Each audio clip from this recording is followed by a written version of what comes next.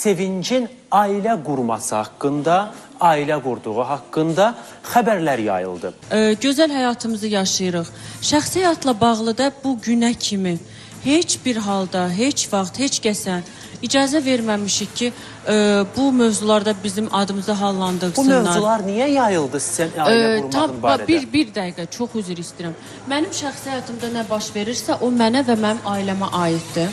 Ola bilər hansısa bir sənət insanı gəlir, şəxsi həyatı ilə gündəmə gəlmək istəyir. Mən şəxsən istəmirəm, sevmirəm.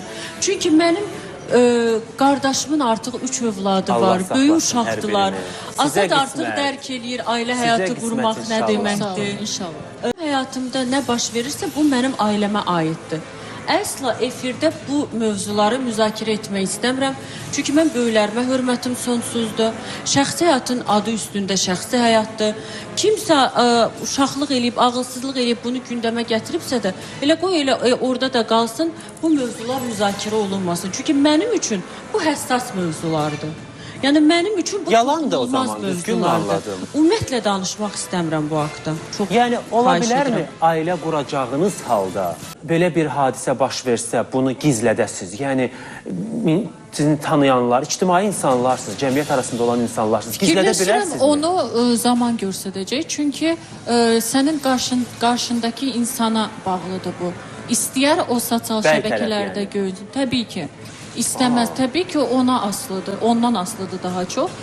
Fikirləşirəm ki, bütün həmkarlarımız da, bütün aparıcılar, bütün dostlarımız da o zaman gəlib çatandan sonra, o qərar bilinəndən sonra ona fikir verəcəklər ki, yəni yaymasınlar. Yəni sən özün razı olarsanmı səni sevən bəy, ailə qurmaq istəyən bəy desə ki, ictimaiyyətə yayılmasın, sadəcə biz arvad olaq. Buna razı olarsanmı? Əslində mən fikirləşirəm ki, ən gözəli odur.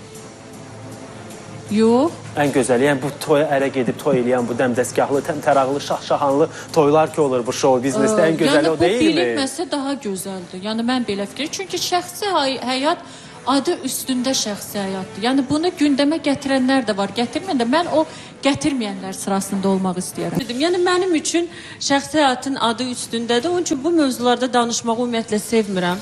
Və fikirləşirəm ki, hər kəsin seçiminə hörmət etmək lazımdır.